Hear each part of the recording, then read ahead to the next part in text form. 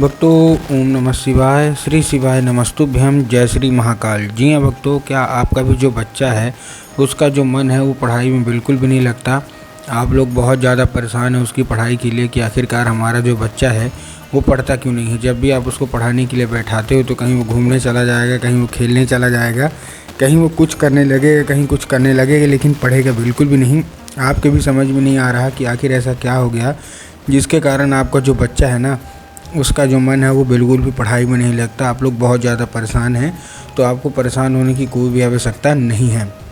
आज मैं आपके लिए बहुत अच्छे उपाय लेके आया हूँ, और अगर आपने ये उपाय ध्यान से सुन के और अच्छे तरीके से कर लिए तो अवश्य रूप से आपका जो भी बच्चा है ना, जिसका भी मन पढ़ाई लिखाई में नहीं लगता और पढ़ाई लिखाई की ओर आकर्षित नहीं होता, अवश्य रूप से उसका जो मन है ना वो पढ़ाई की ओर आकर्षित होगा ही होगा। क्या करना है, कैसे करना है, पूरा का पूरा आपको समझाने वाला हूँ और अच्छे तरीके से आपको बताने वाला हूँ। तो बस उपाय ध्यान से सुन के अच्छे से करिएगा ज़रूर। और अगर आपने आज का ये उपाय ध्यान से सुन के और अच्छे से कर लिया तो अवश्य रूप से आपका जो बच्चा है ना वो पढ़ाई की ओर आकर्षित होगा ही होगा। क्या करना है, कैसे करना है, पूरा आपको मैं बताने वाला हूँ और समझाने वाला हूँ। तो एक एक चीज़ ध्यान से नोट कर लीजिएगा। देखिए, आपको भी पता है कि पूज्य गुरुदेव की जो कथा होती है उसमें लाखों की भीड़ आती है। कैसे भीड़ आती है? लाखों की भीड़ आती है। और जब गुरुदेव की कथा में लाखों की भीड़ आती है तो वहाँ ज़्यादातर जो भक्त होते हैं वो क्या करते हैं, पत्र के द्वारा अपनी इच्छा और अपनी मनोकामना होती है वो गुरुदेव तक पहुँचाते हैं। तो अभी गुरुदेव की कथा चल रही थी, आज से 4 से 5 महीना पहले की बात है। गुरुदेव की क्या है, कथा चल रही थी और गुरुदेव की कथा में लाखों की भीड़ आई। अब जब गुरुदेव की कथा में लाखों की भीड़ आई तो वहाँ ज़्यादातर जो भक्त थे ना, उन्होंने क्या किया, पत्र के द्वारा अपनी इच्छा और अपनी मनोकामना जो थी वो गुरुदेव तक पहुँचाई। अब जब गुरुदेव के पास पत्र पहुँचा और गुरुदेव ने पत्र पढ़ा तो वहाँ गुरुदेव ने देखा कि ज़्यादातर जो भक्त हैं उनकी क्या है, केवल एक ही इच्छा और एक ही मनोकामना है। क्या कि गुरुदेव, हमारा जो बच्चा है उसका जो मन है ना वो पढ़ाई में बिल्कुल भी नहीं लगता। हम लोग बहुत ज़्यादा परेशान हैं उसकी पढ़ाई के लिए कि आखिरकार हमारा जो बच्चा है उसका जो मन है वो पढ़ाई में क्यों नहीं लगता।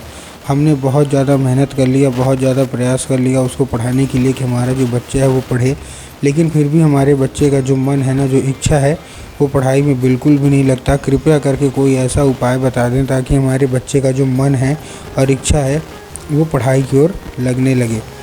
अब जब गुरुदेव, मतलब उन्होंने ये भी बोला कि गुरुदेव हमने क्या कुछ नहीं किया, बहुत अच्छी उसको स्कूल में डाल के रखा है, बहुत अच्छा उसको कोचिंग ट्यूशन दे रहे हैं, हर एक तरह की सुख सुविधा भी दे रहे हैं, लेकिन फिर भी उसका जो मन है ना वो पढ़ाई में बिल्कुल भी नहीं लगता। कृपया करके कोई उपाय बता दीजिए।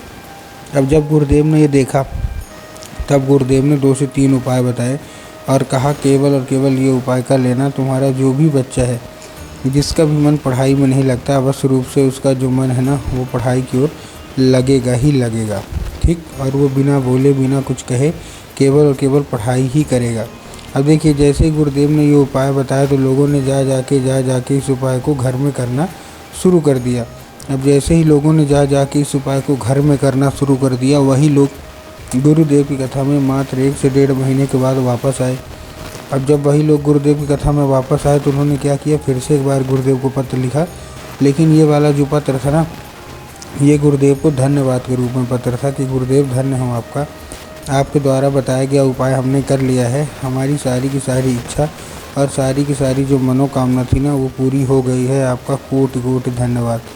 तो देखिए, जो लोग भी मेरी आवाज़ अभी सुन रहे हैं ना, अगर आपको भी जानना है कि आखिर ऐसा कौन सा उपाय है जिसको करने मात्र से सारी इच्छा और सारी जो मनोकामना होती है वो पूरी हो जाती है, तो बस उपाय ध्यान से सुन के अच्छे से करिएगा ज़रूर। और अगर आपने आज का ये उपाय ध्यान से सुन के और अच्छे तरीके से कर लिया तो अवश्य रूप से सारी इच्छा मनोकामना जो है ना वो आपकी जो है तो पूरी होगी ही होगी। ठीक है ना? क्या करना है, कैसे करना है, पूरा का पूरा मैं आपको बताने वाला हूँ, तो बस उपाय ध्यान से सुन के अच्छे से करिएगा ज़रूर।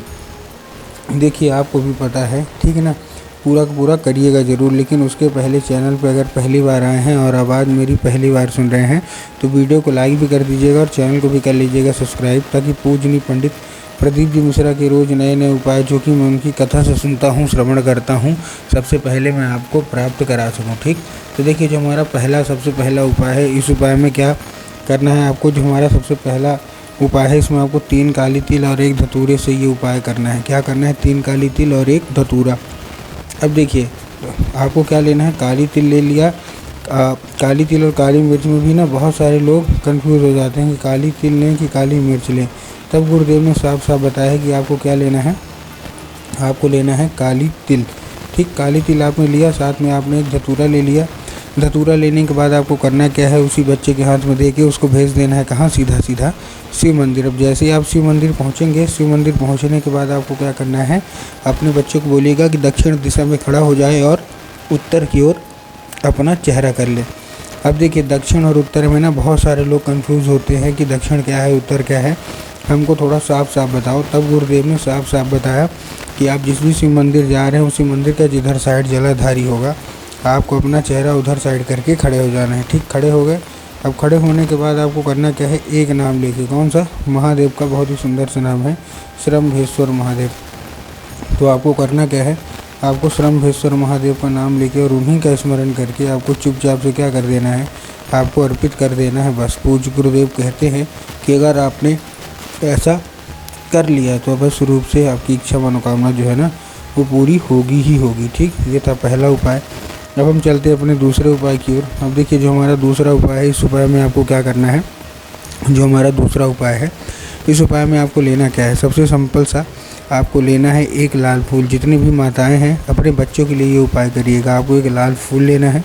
और लाल फूल लेने के साथ साथ आपको क्या करना है, आपके घर में माता सरस्वती की फ़ोटो होना अति अनिवार्य है। तो देखिए, अगर आपके घर में माता सरस्वती की फ़ोटो है तब तो अच्छी बात है, चाहे फ़ोटो हो चाहे मूर्ति, कुछ भी हो, दोनों को कुछ भी चल जाएगा। तो चाहे फ़ोटो हो चाहे मूर्ति, कुछ भी ले लीजिए। और आपको क्या करना, अगर नहीं है तो आपको बाज़ार जाना है और बाज़ार से लाना है। ठीक, ला लिया। अब लाने के बाद आपको करना क्या है, देखिए, जैसे ही आप ला लिए, लाने के बाद आपको करना क्या है, शाम के वक्त सबसे पहले तो लाल फूल ले लिए, कहीं से कटा फटा लाल फूल नहीं होना चाहिए, इस चीज़ का भी आपको ध्यान रखना है। और कहीं से भी खंडित भी नहीं होना चाहिए, इस चीज़ का भी आपको ध्यान रखना है। ठीक, तो ले लिया।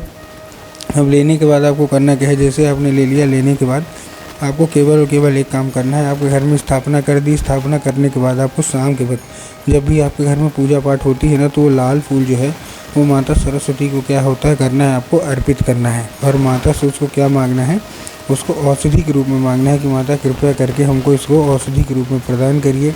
हमारा जो बच्चा है उसका मतलब जो मन है वो बिल्कुल भी पढ़ाई में नहीं लगता। अब क्या होगा, अब ये औषधि का रूप ले लेगा। तो जैसे ही औषधि का रूप लेगा, आपने मांगा, बस आप अर्पित करके चुपचाप अपने काम में लग जाइए। जैसे ही आप काम में लगेंगी वो औषधि बन जाएगा।